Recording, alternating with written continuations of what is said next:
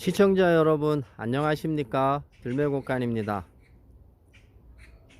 올해 봄은 예년보다 강수량이 많고 겨울 동안에 또한 강설량도 눈 내리는 그런 양도 많아서 예전보다 나물이 올라오는 속도가 좀 빠르게 진행되고 있습니다. 저지대에는 벌써 꽃이 핀 게 있고요, 억세져서 못 먹을 정도로 되는 그런 나물들이 많아졌습니다. 빠르면은 이번 달 말부터 시작을 해서 고산지대 이제 나물 산행들 하실 거고요. 벌써 고산지대에 가셔서 나물 산행하시는 분들 많습니다. 그래서 고산지대에서 주로 보이는 나물들 몇 가지 소개해 드리고요. 어떤 지역에서 자생을 했는지 이것 또한 알려드릴 테니까요. 높은 산에 못 가시는 분들을 제외하고 고산을 산행하실 수 있는 분들은 참조하시면 좋겠습니다.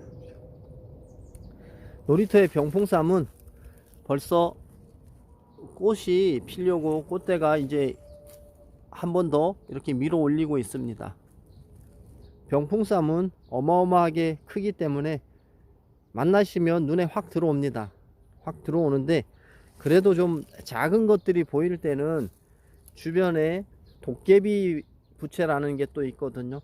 도깨비 부채하고 또 좀 주의를 하시고 구별하실 줄 알아야 됩니다. 고산지대를 산행하시는 분들이라면 주변에 또 나물 전문가들이 또 같이 대동하시고 가시는 경우가 있기 때문에 충분히 만나실 수 있을 것입니다. 해발 1000m가 넘어가야 되고요, 병풍쌈이 자생하려면.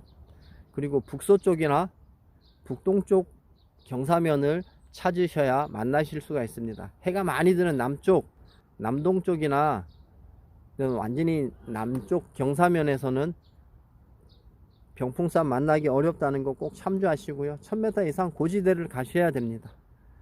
남방 한계선은 저기 덕유산에서도 발견이 되었고요. 지리산 쪽에는 뭐 어리병풍이라 그래서 또 자생을 하고요. 경상북도 쪽에는 영천의 보현산에 자생을 한다는 이야기가 있습니다. 사진 찍어서 올린 걸 제가 본 적이 있어요. 그렇기 때문에 참고해서 인근 지역에 사시는 분들은 높은 산 한번 찾아보시면 좋을 것 같습니다. 병풍쌈이었고요. 이름에 참자가 들어간 그런 식물들은 많지 않습니다. 우리가 흔히 참나물 하면 최고의 나물로 치죠. 우리가 요즘에는 마트에서도 참나물 흔하게 사서 드실 수가 있는데, 마트에서 사서 드시는 참나물은 파드득 나물입니다. 야생에서 자라는 참나물하고 향을 비교하시면 안 됩니다. 절대로 비교하시면 안 됩니다. 야생에서 높은 산에서 자라는 이 참나물은 산나물의 여왕이라고 불릴 만큼 아주 향취가 뛰어나고 고급스러운 나물입니다. 재배도 안 됩니다. 재배가 아예 안 되는 건 아닌데, 파드득 나물은 이 줄기를 한번 꺾게 되면 또 옆에서 새순이 계속 올라오는 반면에 참나물은 한번 채취하면 그걸로 끝입니다. 더 이상 속에서 새순이 많이 올라오지 않기 때문에, 경제성이 뛰어나지가 않기 때문에 재배하시는 분들이 많지 않고 순전히 자연산에만 의존합니다. 높은 산에 가시면, 이건 높은 산뿐만이 아니고 저지대에도 있어요. 계곡 주변에, 골짜기 주변에도 많고 좀 습기가 있는, 습도가 유지되는 그런 곳을 찾으시되, 낙엽송 밭이 고산에 있다면 한번 들어가 보십시오. 참나물 많이 있습니다. 참나물 나는 곳에는 이런 식으로 잎이 뭐 5장, 7장 이런 식으로 보일 수도 있습니다. 이런 식으로 갈라졌잖아요. 비슷한 게 피나물이 있기 때문에 주의를 하셔야 됩니다. 제가 조금 있다가 피나물도 보여드릴 거예요. 항상 꺾어 보시면 여기 줄기 있잖아요. 의심나면 줄기를 꺾어 보세요. 꺾어 보시면 피나물이라고 생각되는 독초는 줄기에 좀 약간 빨간 그런 즙이 나오니까 참고하시면 좋겠고요. 참나물은 즙이 안 나옵니다. 그리고 채취하시다가 보면 여기 자주색 반점 묻어 있죠. 걱정하지 않으셔도 됩니다. 질이 강화하고 의심스러워서 채취 못 하시는 분들이 있는데, 향을 맡아 보시면 미나리 향이 나니까 잘 눈여겨 보시고, 제 영상뿐만이 아니고 이런 영상들, 비교해 놓은 영상들, 아주 양질의 영상들 많이 올라와 있으니까요, 다 참고하시고 이 나물 드시려고 하시다가 그 중독 사고 일어나지 않도록 꼭 주의하시기를 당부드립니다.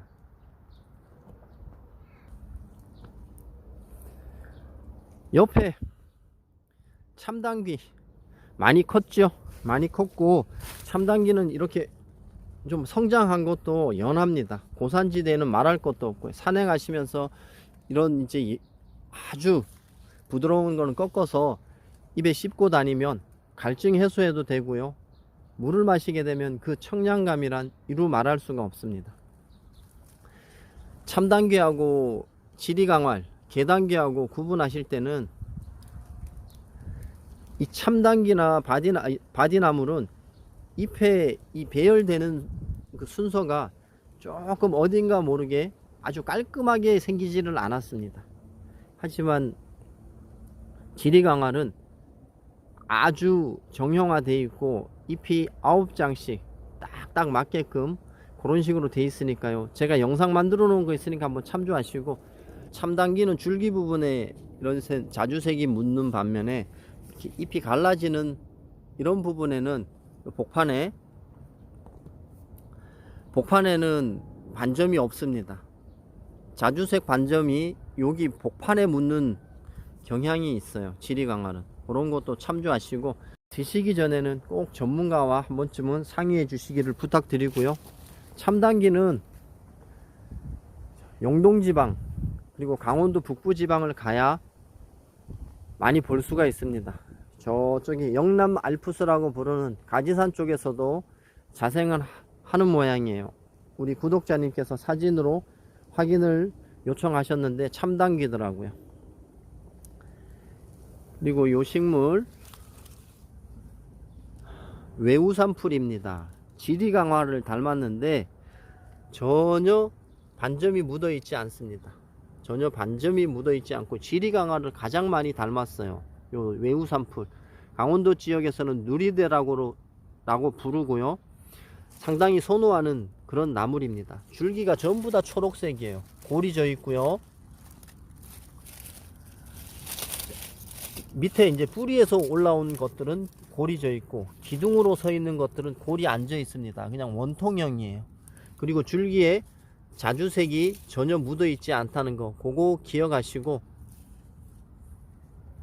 마트에서 파는 샐러리 보셨을 거예요. 샐러리, 마트에 가면 샐러리 팔잖아요. 샐러리하고 비슷하게 생겼어요. 향도 샐러리하고 비슷합니다. 그리고 부탁드리고 싶은 말씀은, 이 누리대라고 부르는 외우산풀은 뿌리가 맹독성 독초입니다.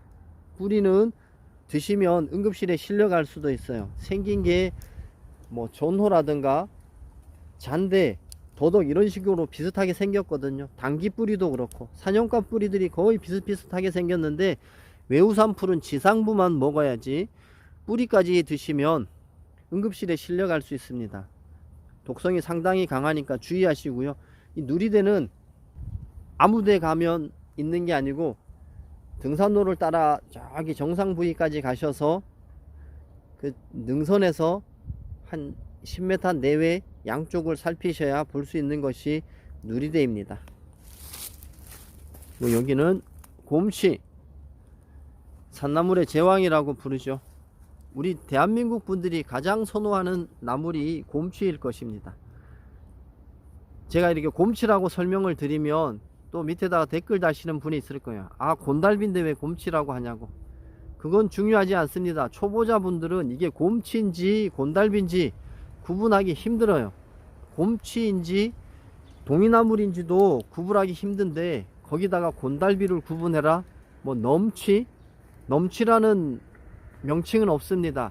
한대리 곰치라고 우리가 쓰고 다니는 등산 모자만큼 큰 곰치도 있습니다. 구분하셔야 될 거는 곰치냐 동이나물이냐 그것을 구분하셔야지, 뭐 곰치냐 넘치냐 곤달비냐 그것을 구분하는 것은 코미디입니다. 코미디. 제가 항상 말씀드렸죠. 다 뜯어 먹었어요. 이거는 뜯어서 먹고 새로 올라온 싹인데, 곰치는 항상 뒤로 말린다고 했습니다. 요런 거 병풍쌈 요런 것들은 뒤로 말렸다가, 지금 뒤로 말렸잖아요. 뒤로 말렸다가 올라오는 것을 확인하셔야 동이나물하고 구분이 됩니다. 앞 동이나물, 뒤 곰치, 요렇게 확인하시면 좋겠습니다. 절대로 뭐 곰치하고 곤달비하고 그거 왜 구분하려고 하시죠? 굳이 구분해야 된다면 곰치는 맛이, 향이 굉장히 강하고 곤달비는 부드러운 맛이 더 강합니다. 그래서 재배하시는 분들은 곤달비를 더 선호하고 많이 재배를 하시는 그런 차이라고 할까요? 뭐 어떤 걸 드시든지 그거는 우리 시청자님들, 구독자님들이 판단하시고요. 산에 가시면 요런 나물들 많이 보일 거예요.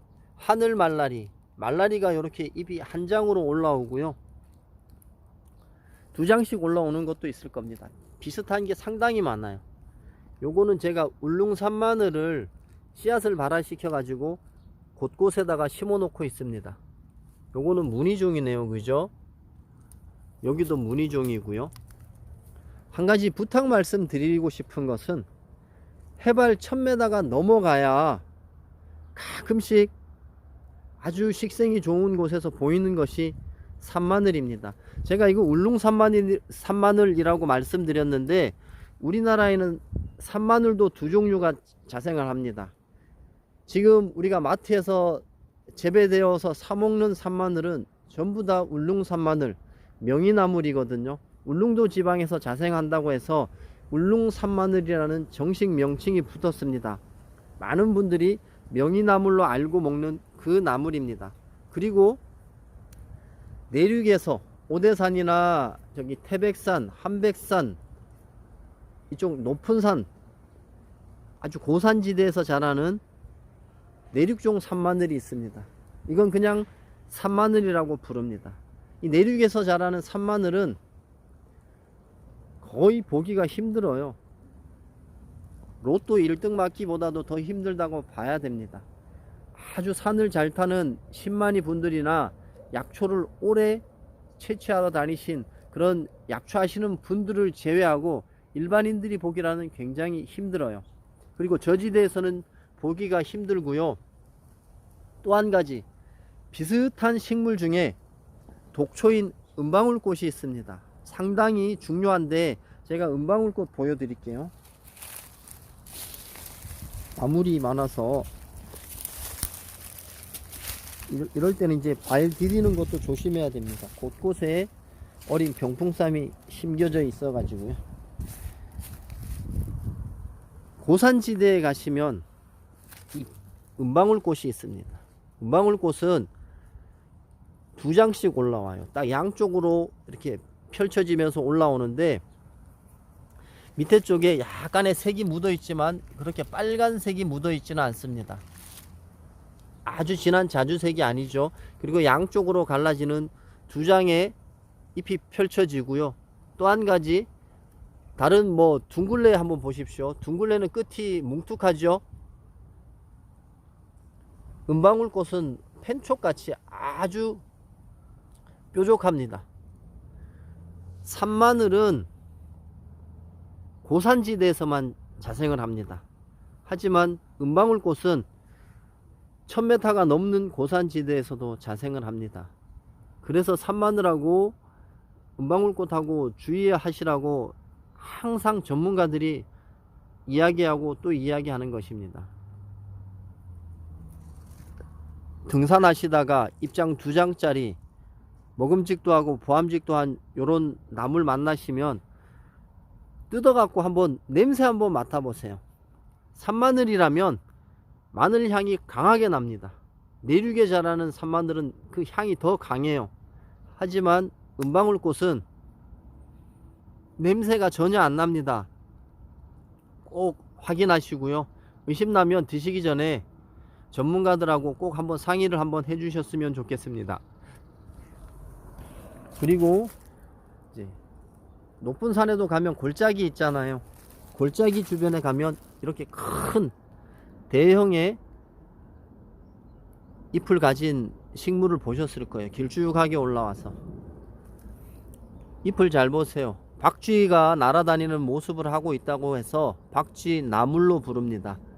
이 박쥐 나물은 병풍쌈하고 같은 속이에요. 병풍쌈이 이 박쥐 나물 속입니다.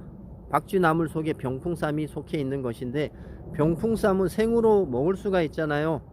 박쥐 나물은 생으로 드시면 중독 증상이 일어납니다. 그래서 꼭 데쳐서 드시고, 이렇게 펼쳐지지 않은 요 끝단부를 채취하시면 데치고 나서 숙회로 드셔도 상관은 없습니다. 근데 꼭 데쳐야 돼요. 생으로는 드시면 안 됩니다. 그리고 엄청나게 고가의 나물이라서 제가 특별히 보호하고 있습니다. 무늬 상당히 이쁘죠. 예전에, 지금도 매니아층이 형성되어 있어서 이런 무늬종 들어있는 사냐초들을 수집하는 그런 매니아들이 많이 있습니다. 지금은 약간 주춤해 있는데 이게 계속 이제 패턴이 돌고 하더라고요. 은방울꽃도 보시면 여기 무늬 들은 거 보이시죠? 여기. 자, 일반인들은 보기도 힘든 그 병풍쌈인데 저는 무늬종도 키우고 있습니다. 이거 제 지인께서 이 10만이 분이 채취하신 거를 이 무늬종이라고 화분에서 기르시다가 도저히 집에서는 키울 게 못 된다고 제 놀이터로 보내주셔 가지고 제가 지금 계속 번식시키고 있습니다. 여기도 보시면 요 무늬종이죠. 요것도 무늬가 있는데 아직 발현이 덜 되고 있습니다. 저지대에서 어릴 때 모습은 완전히 피나무라고 흡사하거든요. 자, 피나무라고 같이 멀리서 이렇게 보면 완전히 참나물이 어떤 건지 피나물이 어떤 건지 모르시겠죠. 요게 피나물입니다. 요게 피나물이고 요게 참나물이에요. 잎의 갈라짐 한번 잘 보시기 바랍니다. 항상 피나물이라고 생각되는 것은 줄기를 한번 꺾어 보세요. 이런 식으로 빨간색의 즙액이 바로 나옵니다. 근데 참나물은 꺾어도 줄기에 즙이 안 나옵니다. 그런 거 이제 참고하시면 좋겠고요. 고산지대에 가면 이 나물 많을 거예요. 우리 시청자분들은 익숙하게 보이는 그런 식물이잖아요. 섬초롱꽃 많이 보셨죠? 아파트 하단, 동네에 공원 같은데 많이 심겨져 있는 게 섬초롱꽃인데, 같은 집안에 요거는 모시대라는 나물입니다. 상당히 고급 나물이고요. 영화자, 모시대, 초롱꽃 요런 게 다 같은 집안이에요. 그래서 생으로도 먹을 수가 있고, 끊어 보시면 요거는 하얀색 즙액이 나옵니다. 영화자도 비타민이 많다 그랬잖아요. 고소한 맛이 나고. 단나물에 속하는 모시대입니다. 모시대도 두 가지 종류가 있거든요. 뭐 도라지 모시대가 있고 일반 모시대가 있고, 둘 다 같은 용도로 쓰이고 뿌리는 약으로 쓰이지만 이런 지상부는 나물로 쓰인다는 것 기억하시고요. 이거는 이제 생으로 먹을 수 있는 나물 중에 취나물 속 중에 서덜치라고 있습니다. 서덜치가 이렇게 생겼고요. 비슷하게 생긴 식물들이 몇 가지 있어요. 취나물이라고 생각되는 것은 뜯어보면 향취가 많이 납니다. 그렇기 때문에 뭐 의심나면 생으로 드시지 말고 한번 데치면 맛있는 나물이 되니까요. 이 독이 있다고 생각되는 나물들 있잖아요. 동이나물이라던가 이런 것도 생으로 먹었을 때 우리가 중독 증상이 일어나고 문제가 되는 것이지, 데쳐 가지고 우려내면 그렇게 뭐 응급실에 실려갈 정도의 독성은 발현되지 않습니다. 그리고 저기 정선지방, 정선이나 평창 쪽 가시면 보이는 이 구아치라는 식물입니다. 취나물 속의 식물이고요. 엄청나게 많이 아주 군락으로 형성되어 있는 그런 나물입니다. 잎에 결각이 많이 생겼죠. 요거 있고요. 또 다른 식물은 요거입니다. 요거는 결각이 매우 촘촘하게 생겼죠. 서덜치인데 우리나라 특산 식물인 빗살 서덜치입니다. 이렇게 빗살처럼 많이 갈라졌다고 해갖고 빗살 서덜치라고 부르고요. 생긴 모습이 그냥 자체로도 이쁘지 않습니까? 그래서 키우고 있는 빗살 서덜치고, 옆에 이제 좀 색깔이 좀 누래졌는데 이건 병든 게 아니고 무늬종입니다. 꽃이 형성됐죠. 풀솜대입니다. 풀솜대는 아주 단나물에 속해요. 고산지대에 가면 많이 있지만 저지대 골짜기 주변에서도 용인에서도 이 자생하는 데가 몇 군데 있습니다. 찾아보시면 좋겠고요.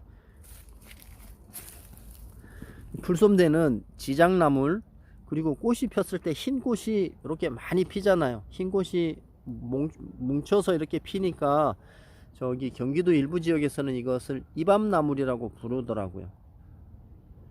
그래서 이밤나물, 지장보살, 지장나물 이렇게 부르는데 정식 명칭은 풀솜대입니다. 이거 뭐 둥글레하고 구분 못 하셔도 상관없습니다. 이렇게 성장했을 때는 은방울꽃하고만 구분하시면 됩니다. 둥글레도 이런 식의 성장하면 모습을 보이기도 하는데, 우리 초보자분들은 제가 이렇게 영상을 한참이나 자세하게 보여줘도 또 현장에 나가면 구별이 어려울 수가 있잖아요. 많은 분들이 그렇게 얘기하세요. 그게 절대로 잘못된 게 아닙니다. 산야초 전문가라고 하는 그런 분들도 새싹 올라올 때 풀솜대를 가지고 둥글레라고 하시는 분 제가 여럿 봤고요. 제가 조심스럽게 문자로 둥글레가 아니고 풀솜대입니다 이렇게 얘기해 줬더니 처음에는 몇 번 그러냐고 하시더니 계속 틀려요. 계속. 나중에 싫어하시길래 아예 이제 연락을 끊고 하시든지 말든지 신경을 안 쓰고 있습니다. 우리 시청자 여러분들 궁금하시면 뭐 언제든지 전문가라고 판단되는 분들한테 꼭 확인받고 채취해서 나물로 맛보실 것을 권장해 드립니다. 자, 여기도 보시면 제가 여기 풀밭이었는데 군데군데 지금 나물들 가꾸고 있는 중입니다. 뭐 산에서 흔히 보이는 노루기도 보이고요. 병풍쌈 이제 발화됐던 거 여기다 옮겨서 이렇게 키우고 있습니다. 그리고 여기 보면 누리대라고 부르는 외우산풀도 있고요. 이거는 저지대에서 많이 보이는 나물이죠. 덩굴별꽃입니다.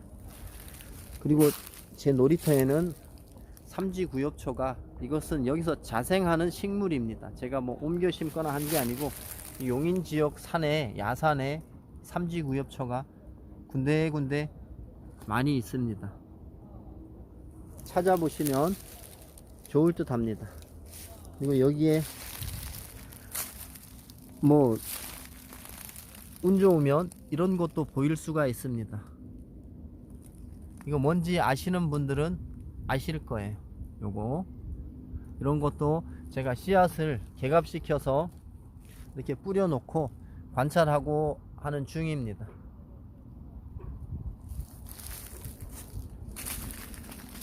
마지막으로 제가 한 가지만 더 말씀드리고 마치겠습니다. 자, 여기는 완전히 풀밭이죠. 벌개덩굴이 엄청나게 많은데, 내륙의 산마늘은 끝에가 뭐 아까도 보여드렸지만 그 은방울꽃은 엄청나게 뾰족했잖아요. 요거는 그렇게 뾰족하지 않고 뭉툭합니다. 그리고 아래쪽을 보시면 확 표시가 나죠. 아래쪽에 이렇게 빨간색 자주색 반점이 확 붙습니다. 그리고 길게 형성이 되고 잎이 좁아요. 그리고 얘는 여러 포기가 이렇게 한 포기가 이제 뭉쳐 갖고 있을 때가 많습니다. 그리고 손으로 만지기만 해도 근처에서는 마늘 냄새가 확 나기 때문에 은방울꽃하고 구분이 확실히 쉽습니다. 밑에 쪽을 보시면 아주 빨간색, 아주 짙은 자주색이죠. 이게 다른 점입니다.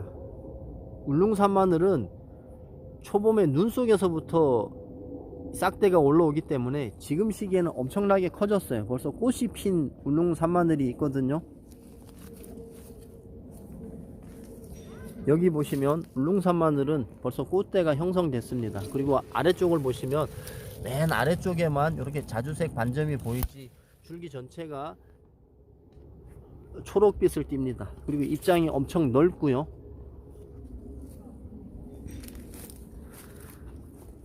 우리 시청자 여러분들 산마늘 채취해서 못 드시게 하려고 제가 이런 영상을 만드는 게 아니라 산마늘인 줄 알고 오인해서 은방울꽃 뜯어먹고 병원에 실려간 사례가 종종 발생합니다. 끊임없이 주의하라고 주의를 주는데도 확인도 안하고 뜯어 드시고 응급실로 실려가는 사례가 종종 발생을 하기 때문에 계속 주의를 주는 겁니다. 내륙에서 산마늘 초보자가 만날 수 있는 확률은 로또 맞는 확률보다 더 희박하다는 것을 말씀드리고 오늘 영상은 여기서 마치겠습니다.